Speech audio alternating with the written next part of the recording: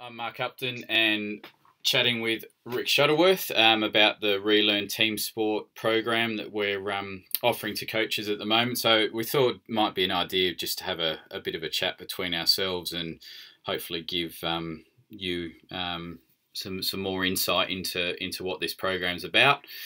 So Rick, maybe just quickly, just a little bit about yourself and your background. Yep. Hi, Mark, and hi everybody listening to this. Recently I'm doing some consultancy work with England Rugby, the senior team with Eddie Jones, and then doing some work also with hockey with the senior teams, and also completing some research with Professor Keith Davids into skill acquisition and learning. So at the moment, I'm doing a little bit of research and applied practice with coaches and coach development work. Previously, I was working with the RFU as head of professional coach development, and did that for about 3 or 4 years. Really enjoyed that work, engaging with a lot of coaches from around the country at various skill levels, right down to club, community, schools, right through to academies and full-time coaches. Prior to that, I spent a few years in Australia, which is where I got to meet Mark Upton. At that time, he was with the Adelaide Crows. I was working at the Institute of Sport in skill acquisition, and enjoyed a couple of Olympic cycles there with team and individual sports, working as a skill acquisition specialist, supporting the head coach, and working in an interdisciplinary approach with other disciplines, for example, biomechanics, performance analysis, strength and conditioning. So, yeah, that's given me quite a bit of experience and knowledge with how to work in interdisciplinary groups and among team sports. And outside of that, I engage with people like Mark at high professional clubs, exploring what the pressures were on these guys and how they operated within the professional environment. So it was good experience for us to engage with some of these professional clubs in rugby league, rugby union, football, and Australian rules. So yeah, and prior to that, I've just enjoyed all sports really. Did a bit of athletics, played a bit of rugby, did triathlons, and just basically enjoy all sports and working with coaches especially. Particularly working with them on their journeys of self-improvement. So, yeah, that's a bit about me. Yeah, absolutely. Thanks, mate. And I think that I was thinking the other day, when was it that we first crossed paths? It was probably about 2007, I think. So, yeah, my background was back in Oz as well. Started in Australian rules football in AFL and worked there for about 12 years. And I think it was around 2006 or 7, I think, that Rick and I first crossed paths when he came down from his AIS role. And by that time, I'd started out in performance analysis and kind of a generalist sports science role, but was kind of moving over more to the coaching side then, and particularly in the skill acquisition, practice design area. Looking at kind of how we best design practice sessions to develop our game style and also individual players. A lot of focus on improving decision making at that time. And worked with another guy that Rick worked with, Damien Farrow. And then towards the end of my time in AFL, which was about 2012-13, got more into a bit of the coach development stuff within the club, but also externally as well.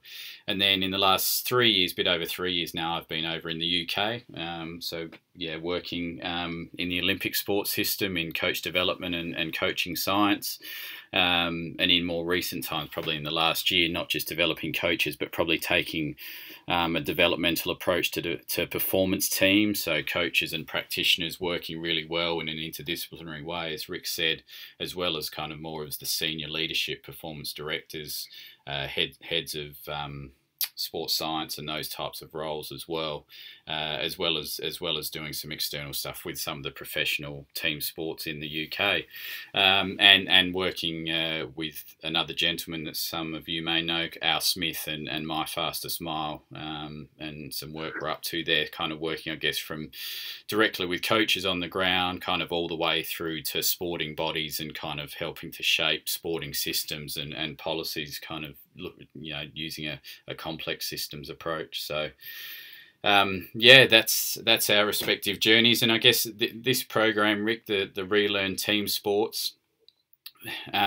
we've put a bit of information out about it in terms of what it might involve, some face-to-face gatherings of the group, as well as us getting out to see people in their environment and have a look there and hopefully support them. So what are you hoping that, well, I guess from both perspectives, what are you hoping to get out, Rick, from this, as well as what do you hope that the people who get involved will benefit from? Yeah, look, I'm hoping to get a bit out of this as well in this experience, because this is probably the first opportunity, and maybe for you too, Mark, where we could work with a cohort group of coaches from varied sports, mixed backgrounds, where we can actually learn individually within the group, interact with one another, and then learn as a group as well. And I think that will impact not only our rate of learning, but the transfer of knowledge and information and understanding between sports and between individuals within the sport and from outside it. So I think personally for me, there's always something to learn. And the more we engage as a group and individually within the group, I think it will benefit us. We'll be able to do a better job in what we're doing as servicing and supporting the cohort group of coaches to improve and develop in the way they want to improve and develop. So a very individualized type approach. It will upskill myself and probably you, Mark, in a way that we can do this better. Yeah. So I see it as a collective journey. Yeah.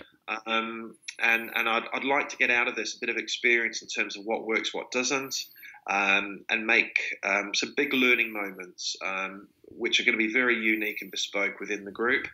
And I think that's probably the biggest thing for me. And obviously it's an opportunity to work with you again, Mark. So we've had a lot of chats in the past. You've been busy with EIS. I've been doing my stuff with sport. So I think it's a good opportunity now to actually give back as well.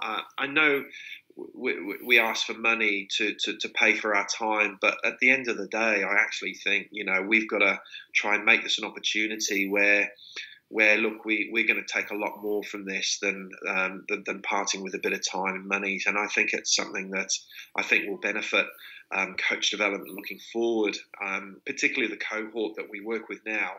I think that cohort will particularly be very good at developing other coaches in the future as well. Yeah. And I'm sure this group will grow. So yeah, and there will be things that we don't know we're going to learn, and we'll get out of this. That there are some things that we probably didn't anticipate. So that's me personally. I think the group will benefit largely from our experiences. That we will help them be able to, not only uptake new information and be able to understand it, but also be able to work back in their own environments, and be able to try things out and explore things with ongoing support, not only from Mark and myself, but also from the cohort. Yeah. So I think that aspect of community coaching support moving forward, it would be instrumental in the way we organise and run this particular whatever you want to call it. I call it Relearn. Yeah, exactly. Well, that'll do. And I think we've probably learnt a bit. So we've kind of run a different version in a way of Relearn in the last 18 months that a few people who are listening may have been involved in. So with Al Smith and some others. And I think this will be similar but different. I think that really created a good space for people to kind of share their story and experiences. What this will probably be a little bit more of, Rick, I'd imagine, is us kind of not being top heavy in delivering content, but kind of having a few themes that we will weave in to this program around some of the areas, whether it's practice design and different coaching styles and approaches, whether it's how you may use video effectively off the pitch or court, whether it's some leadership and team dynamic stuff around empowerment and ownership and these sorts of things. We probably will have, I imagine, a few themes that we'll kind of weave in, but it certainly won't be a stand and deliver, listen to us for 3 or 4 hours and kind of we have the answers. It's definitely got to be a co-created and a collaborative thing. And I'm really interested, I guess, in the value that's hopefully going to come from having a variety of team sport people in the rooms and sharing their experiences and journeys as well, rather than just a single sport. So I think the common thread will be the team sport and all the principles that apply through them, but within that there's going to be hopefully some really good diversity. Absolutely, and I think in support of that as well, I think when we discuss things like the learning environment or other principles of coaching, which could be practice structure, practice organisation, instruction, feedback, those important aspects of coaching, they will be discussed, as you say, across sports. And I think it's very interesting when someone goes, wow, in my environment, in my sport, I would do it this way. And what does that look like across sports and why? And what are the underlying principles that underpin our coaching behaviour, I think, start to become more evident and quite clear. Yeah. The more interaction and the more discussion we have in terms of trying to apply things. So I think the theory and the practice are very embedded and integrated. And I think that specific focus will be quite unique to the way we run this group. Yeah, for sure. And I think, and we've spoken a bit about, haven't we, of kind of the theory, practice, and coupling those, really, isn't it? In, both ways. And maybe at the moment that's where there is a little bit of a gap where for various reasons that coupling hasn't quite occurred, or maybe not as well as it could have. And I think that's certainly what we'll be hoping to help people with is really be able to go a bit more in depth, probably, with what are some of the principles, what are some of the theories, and how does that actually inform what I do in practice and the decisions I make as a coach, either in designing my sessions or during the session as well, in terms of manipulating constraints or changing things. I think, there's maybe been a superficial kind of attention to that with a lot of coaches' developmental experience. So hopefully we can just go a bit deeper with this. Yeah, and I think we will learn as a group to put two hats on. We'll put our theory cap on, and then we'll take it off in the same moment and put our practitioner cap on and question the theory. Yeah, from based on practice experience. So I think that unique coupling is something that is rather devoid from traditional formal courses where things are isolated. Yeah. And I think that's going to be an important aspect to this course and to this particular project where. We will have to learn how to do that, and theory informs practice. Practice will improve, and therefore inform theory. And I think it's a really exciting opportunity to push that forward as a group. Yeah, for sure. And as you allude to, Rick, I think by the end it would almost be, well, certainly be desirable for us, but really, hopefully, anyone in the group could kind of take our role, if you know what I mean, in terms of. Of having benefited from increased understanding, but obviously applying things in their own coaching practice, so that by the end of it, we are just a community of practice. It's not necessarily us leading it strongly or all the time. That it is, just a means of sharing and critically thinking about things, and then hopefully some of the people will be able to go and support others or have similar conversations with the wider coaching community too. Absolutely, and I'd like to think, one of the aspects we may discuss is leadership, and what does leadership look like from a systems approach. And once we've discussed this, we embed it in the way we run the course and the way we interact, and therefore, as you say, there are no true delegated leaders. They will emerge, and we'll all share that around and rotate anyway. So. I think it's a great opportunity to live what we say. Yeah. and therefore, that again, it's an exciting opportunity and something that will be quite unique and bespoke, I think, in the UK. So, Yeah. really excited to engage in this and use it as an opportunity to grow and learn. And I think this is particularly prevalent not only at the early stages of development as a coach early on in the learning journey, but right through, Yeah. up to that top end. Yeah. As you well know, Mark, we have these interactions with Olympic and professional coaches right now who are dealing with these very issues. Yeah, absolutely.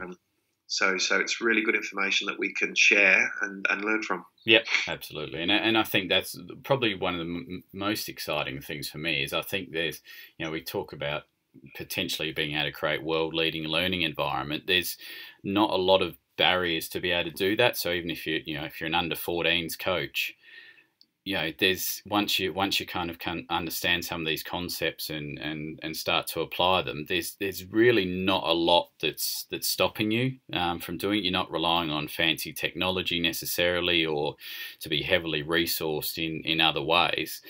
It kind of is, it's a real opportunity to lead the way in your sport.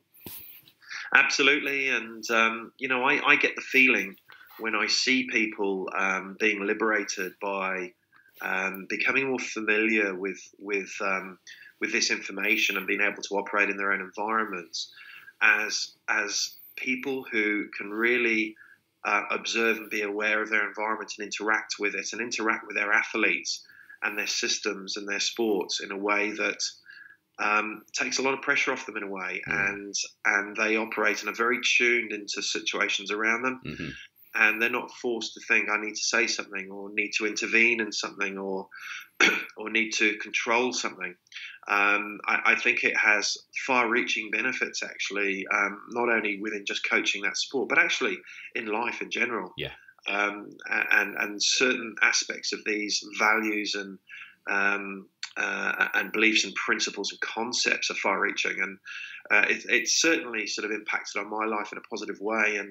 And I think as a group, that would be really fascinating to see the journey that we take as a group from the beginning to the end, and speak quite openly and honestly as a group to see how that's happened and why, and for good or for bad. So I think that's quite unique, and we don't tend to get these opportunities in formal type coach ed.